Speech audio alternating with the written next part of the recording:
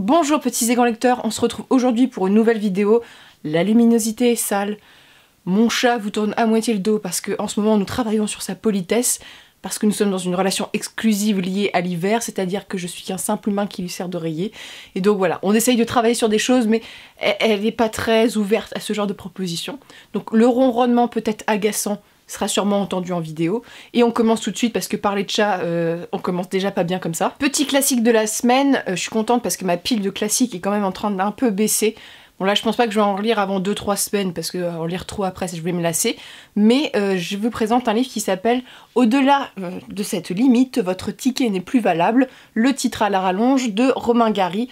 Romain Gary, j'ai jamais rien lu de lui. Pourtant c'est un auteur qui me tente quand même un peu parce qu'il y a des adaptations qui ont été faites de ses œuvres. Et voilà, ça me tente. Et là, ce livre, il a une thématique. J'ai bien aimé. Mais le problème c'est que la thématique ne me touche absolument pas. Et je pense que c'est normal que ça ne me touche pas à mon âge. Voilà, même plus tard, je ne suis pas sûre qu'un jour ça me touche personnellement, peut-être, mais là pour l'instant c'est pas le cas. Mais je dois quand même souligner le travail sur l'écriture qui était très bien faite, j'ai passé un bon moment de lecture. Mais donc ce livre, ça parle d'un homme qui n'arrive plus à lever son petit tangin, on va dire, voilà, dans des termes très éloquents. Ça parle donc des problèmes liés à l'anatomie masculine à un certain âge. On suit donc ce personnage qui n'a pas du tout de problème avec ça. Il a une maîtresse qui a genre mon âge, tu vois, alors que lui il en a 60 ans, un truc comme ça. Il est très heureux, il a des relations avec des femmes, ça se passe très très bien. Et un jour, il rencontre un mec qui était pété aux as, qui était connu pour être un étalon de ouf, et qui lui avoue que maintenant il a un peu de mal quoi. Donc le gars se dit et à un moment il se dit moi aussi je commence à avoir du mal. Donc en fait ça parle de ça. Pourquoi lire un livre et pourquoi ce livre a eu du succès? Ça parle du rôle de séducteur, ça m'avait servi en fait pendant mon cours sur la séduction. Non, j'ai pas pris des cours de séduction, mais j'avais un cours sur les séducteurs, je tiens à le dire, en lettres, et il était dans la liste des livres au programme que j'avais pas lu. Voilà. Là je me suis dit bon, allez on se lance. Et c'était vraiment bien fait parce que c'est une question qui est quand même importante je pense, et surtout à cette époque-ci. Alors je crois que c'est sorti dans les années 50, 60, je risque de dire une bêtise, mais c'est une question qui n'était pas du tout abordée en littérature. Et là l'auteur il aborde avec une espèce de drame, parce que c'est vécu comme un drame par les personnages et je peux comprendre, mais aussi avec certaine relativité de la chose. Et voilà, c'est un portrait de séducteur qui a du mal à séduire parce que la séduction ça passe aussi par la sexualité, et donc là c'est très intéressant. Et ça parle pas que de ça, hein, ça parle de l'économie, de la relation avec les femmes, bref, plein de choses. Mais voilà, la thématique, j'étais en mode, personnellement ça ne me touche pas, mais j'ai passé un bon moment de lecture, je lirai d'autres livres de Romain Gary, et franchement celui-ci est vraiment sympa pour commencer. Ça donne envie de lire d'autres œuvres de lui, parce que c'est toujours des romans qui sont assez personnels à ce que j'ai compris. Je crois que Romain Gary, si je ne dis pas de bêtises, a une relation très compliquée avec sa mère qui pensait qu'il allait faire de très très grandes choses, et ça a été une pression énorme, et donc il a une relation conflictuelle avec elle. J'ai hâte de voir un peu d'autres œuvres de cet auteur. On part de ce lectorat donc classique, parce que j'aime bien aussi sur cette chaîne vous présenter aussi d'autres choses, parce que j'ai des lecteurs qui commencent à lire l'imaginaire, donc voilà, je leur donne des lectures d'imaginaire, mais j'ai aussi des lecteurs qui lisent beaucoup d'imaginaire, et je trouve ça aussi sympa qu'on sorte un peu de sa zone de confort. Et les classiques, il faut pas oublier, même si on a été tous traumatisés par l'école, et je pense un jour faire une vidéo là-dessus, il y a des bons classiques. Il faut arrêter de dire que tout est acheté. C'est pas parce que t'as été traumatisé par Zola que toute la littérature française est achetée, tu vois. Là, franchement, c'était très sympa. Gilles et Jeanne, et ça, j'ai passé des très bons classiques. Je vous présente un livre de fantaisie française d'un auteur français que j'aime beaucoup. C'était typiquement le genre d'auteur français que beaucoup de gens me recommandaient, et j'étais en mode c'est trop mainstream, j'en ai marre qu'on me le recommande, je vais pas le lire. Et en fait, je les ai trouvés en occasion. J'en ai trouvé quelques-uns en occasion, je l'ai lu.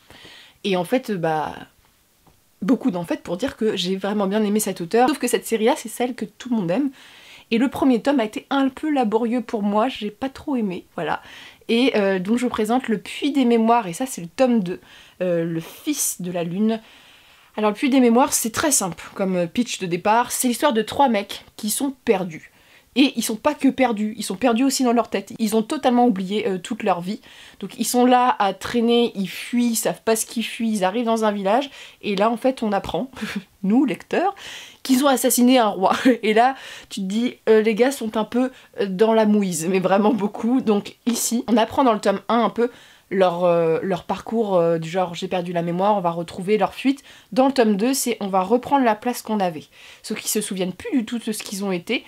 Et ce que j'ai beaucoup aimé dans ce livre, alors celui-ci était beaucoup mieux que le premier tome, je trouve, c'est que les personnages se rendent compte qu'ils n'apprécient pas ce qu'ils étaient. Voilà, ils n'appréciaient pas les choix qu'ils ont faits. Un, par exemple, là je spoil pas, mais un va se rendre compte qu'il a épousé, ça parle aussi, c'est Moyen-Âge, donc un mariage forcé qu'il veut pas. L'autre s'est rendu compte que il déteste, mais vraiment il exècre ce qu'il était, et en fait ils viennent et ils sont totalement changés, ça change beaucoup de choses dans le royaume, beaucoup d'intrigues politiques. J'ai eu plusieurs fois des frissons dans le roman parce qu'il y a vraiment des menaces de mort sur les personnages. J'ai vraiment envie d'avoir la suite, il faut que je m'achète parce que je l'ai pas dans ma palle, mais ça a été une très bonne découverte. Je vous conseille quand même Le Puits des Mémoires, même si selon moi le tome 1 était pas très palpitant par rapport à d'autres tomes de la série. Gabriel Katz, c'est un auteur français et je trouve, pour l'instant, pour les livres que j'ai lus, que c'est vraiment plutôt bon, très addictif, et les univers sont toujours bien construits, et que là t'as qu'une envie, c'est de tourner les pages et de savoir la suite et savoir s'ils vont survivre et est-ce que chacun dans leur rôle vont réussir à bouleverser des choses. Il y a des histoires d'amour, il y a un personnage notamment, c'est assez triste, j'aime beaucoup, et pour l'instant dans mes lectures, contrairement à Olivier Gay, et je vous en reparlerai bientôt, j'ai un problème avec cet auteur, j'aime beaucoup ce qu'il fait mais j'ai du mal avec ses portraits de femmes.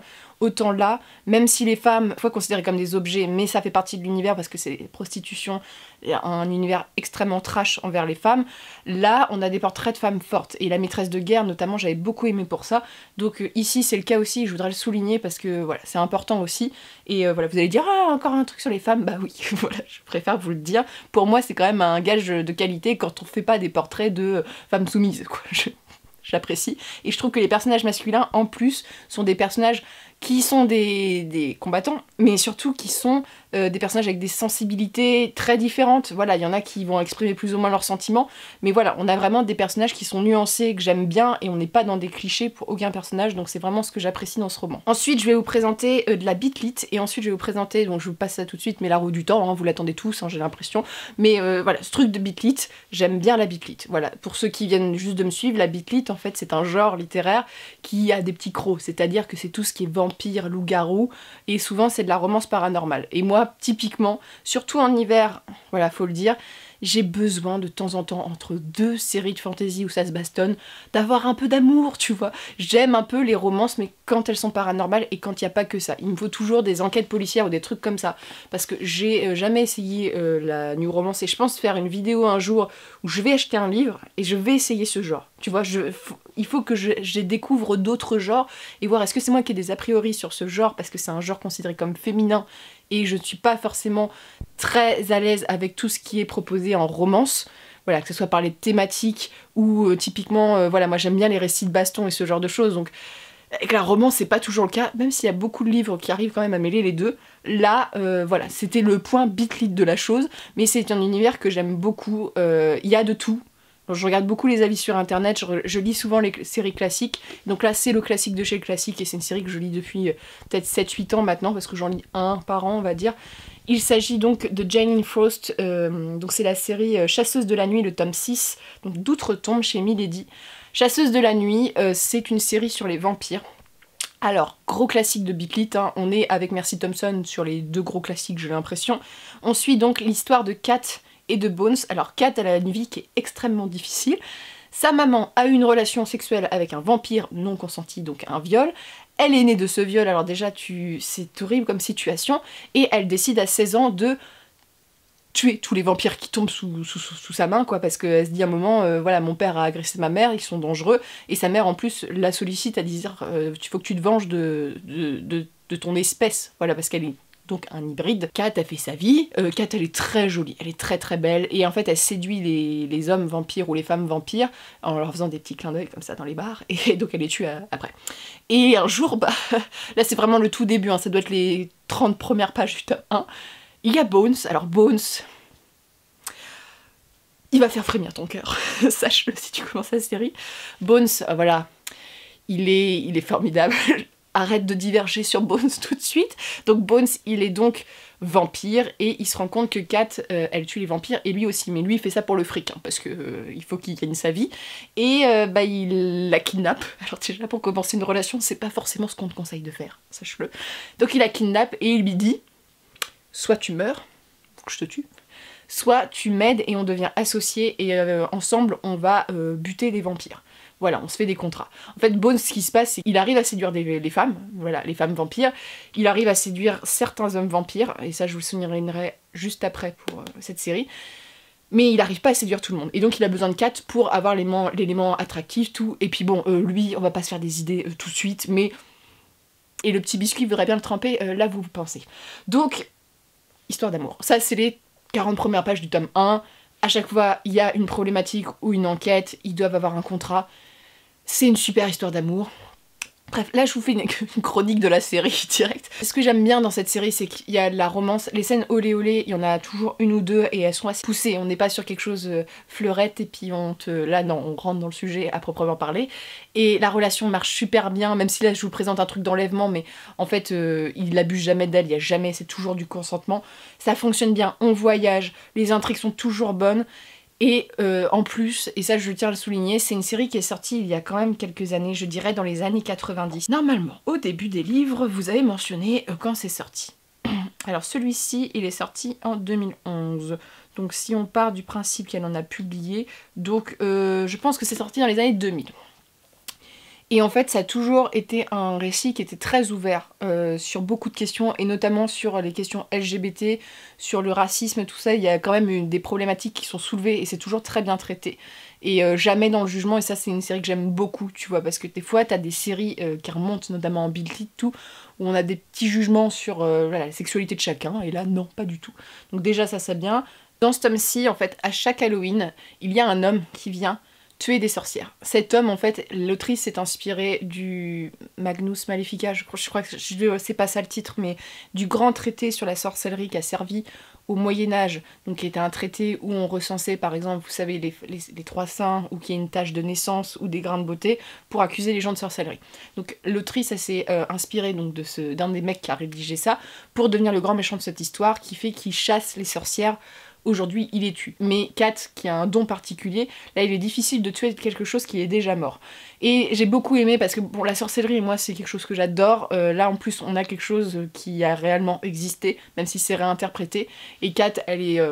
les personnages sont hyper sympas. L'histoire, elle est toujours aussi cool. Pour les amateurs de Bill Clinton classique, et pour ceux qui connaissent pas trop le genre, peut-être commencer par celle-ci parce que c'est un classique, où il y a Mercy Thompson que j'aime bien, ou Charlie Davidson, peut-être qu'un jour je ferai un truc sur la Bill Clinton, mais franchement c'est une très bonne série sur les vampires, donc voilà, on va pas s'apesantir plus, mais ce tome-ci a tout à fait le taf. Après c'est pas de la grande littérature les gars, on va se calmer, mais c'est de la littérature détente que j'adore, et que c'est un genre je trouve qui a été très très mal vu par beaucoup de gens pendant des années en disant que c'était de la littérature à minette qui voilà était un manque d'amour, et puis en plus il y a des vampires, c'est sombre. Non, la Bill Clinton c'est pas ça, la Bill Clinton c'est des romances paranormales avec souvent des enquêtes, voilà, ça dépend du sujet, mais il y a toujours quelque chose qui fait que c'est pas que de la romance, avec des personnages féminins en principal, fortes, badass, féministes, bref, c'est aussi ça, c'est du genre, c'est punchy, on va remuer des trucs, elles sont toujours un peu combattantes, je te latte la face, bref, moi je vous conseille. Et enfin, alors là, on parle de fantasy, et on parle de La Roue du Temps, Wheel of Time, de Robert Jordan. The Wheel of Time, petit récapitulatif pour ceux qui viennent d'arriver, pour ceux qui n'ont pas vu la vidéo, j'avais bien aimé le tome 1 sans plus, parce que je trouvais ça assez classique, parce que je n'apprécie pas le personnage de Rand, personnage principal. Bref, on m'en avait tellement vendu que j'étais en mode, j'ai bien aimé, mais je suis pas transportée. Ça parle de quoi? Ça parle de quoi? Parce que cette série fait 35 millions de tomes, et cet objectif de cette année sur cette chaîne, c'est de finir la série, parce qu'il y a une série télévisée qui va sortir en 2021, je crois. Bref. C'est l'histoire de Rand. Alors Rand, c'est un fermier. Le mec est dans sa ferme avec ses... Voilà, il a des potes, voilà, il va au village. Et là, au village, il y a des trollocs. Alors des trollocs, c'est vraiment... Tu sens l'inspiration de Tolkien entre le troll et l'orque. Voilà, trolloc, peut-être troll-orque, tu vois, ça... Il y a peut-être eu un truc comme ça, mais tu vois, des grosses bêtes méchantes, quoi, qui viennent niquer tout le monde. Et... ce jour-là, au village, il y a une Aes Sedai, donc c'est apparenté un peu à une sorcière qui est là, avec son champion, et donc elle va intervenir. Rand se rend vite compte, la source de la venue de ces trollocs, c'est lui et 2 autres de ses amis. Pour éviter tout conflit et éviter que tout le monde meure surtout, Ils décident de partir, et ils partent avec Higwen et voilà, deux autres filles, donc la fille dont il est amoureux et une femme qui joue un peu le rôle, c'est pas d'institutrice, mais elle joue le rôle de gardienne des mœurs, on va dire. Ils partent donc tous ensemble, la petite compagnie, avec la Aes Sedai, le champion, pour fuir. Tome 1, c'était ça. Le tome 2, parce que je l'ai beaucoup plus aimé. Voilà, je pose ça là-dessus. Là, ça m'a beaucoup plus conquise, avec des petits points négatifs. Hein. Je suis pas non plus en mode « Oh, j'adore !» tu vois. Là, j'ai vraiment bien aimé, parce qu'en fait, j'ai eu un coup de cœur pour le personnage de Moira, qui est la Aes Sedai. Sûrement parce que c'est une sorcière et que mon jugement est totalement biaisé en matière de sorcellerie. Mais on approfondit vraiment l'univers, notamment ce point-ci.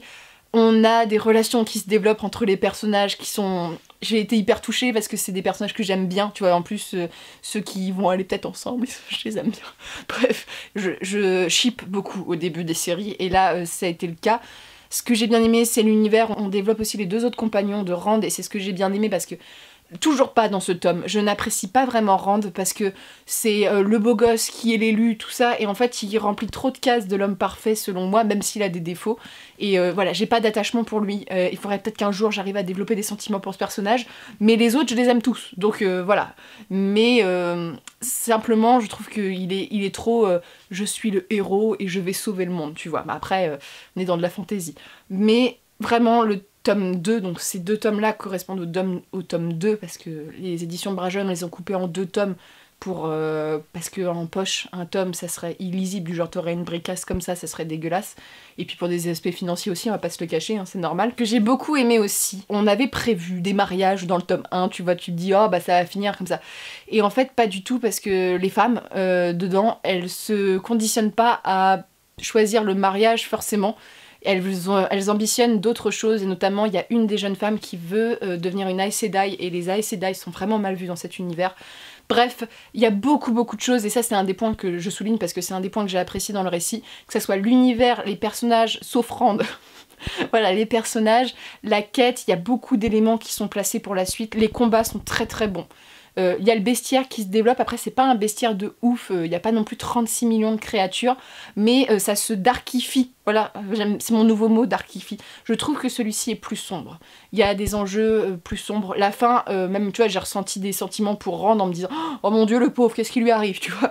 Donc vraiment, on est dans un univers qui se complexifie, et un univers que je vous conseille, voilà. Parce que la série va sortir, et même si, je ne sais pas sur quelle plateforme ça va sortir, mais en général maintenant les adaptations en fantasy, on le voit avec The Witcher, même si la série n'est pas forcément hyper bien adaptée tout le temps, il y a vraiment à la tête de ces projets-là des gens qui apprécient ces univers, qui les respectent et qui essayent de faire des adaptations, de proposer autre chose, mais en respectant le contenu original. Et là franchement c'est un univers que je vois très cinématographique, et très médiéval, comme il n'y a pas beaucoup de créatures, s'il y en a, je trouve que ça pourrait avoir un rendu Seigneur des Anneaux dans le visuel, tu vois, je vois quelque chose de moins effets spéciaux, de plus... Je sais pas, ça traite de plein de thématiques qui me plaisent, et c'est une série que je vous conseille absolument, je vais pas en parler plus. Et voilà, avec le livre ouvert, je pose ça là, mais on va essayer de lire ça toutes les deux ensemble, avancer ensemble dans cette lecture qui a l'air palpitante, et je vous tiens au courant. Je vous souhaite de très bonnes lectures, une très bonne journée, n'hésitez pas à me dire comme d'habitude ce que vous lisez en ce moment, voilà. On se retrouve donc dimanche pour une vidéo. Alors, grosse hésitation pour dimanche, je pense que ça va être une vidéo, je sais pas si je vous tease ou si je vous tease pas. Il y a le festival de la BD d'Angoulême qui commence, et je pense que je vais faire une vidéo sur mes BD fantastiques fantasy que j'ai. Je suis pas une très grosse lectrice de BD de fantasy, mais j'en ai quelques-unes, et franchement j'adore l'illustration, et c'est pour des coups, c'est simplement pour une question de coût que je ne lis pas de BD parce que je les consomme trop vite. Et voilà, avec les mangas ça fait trop, ça fait trop. Mais je pense que voilà, j'en ai quelques-unes et je vais vous présenter ces sagas-là. Et la semaine prochaine, donc vous aurez ma vidéo sur le gros projet dont je vous ai parlé. Et je vais vous le répéter tout le temps, hein, mais j'ai vraiment très hâte de vous la tourner. Et je vous souhaite donc une bonne journée et à dimanche.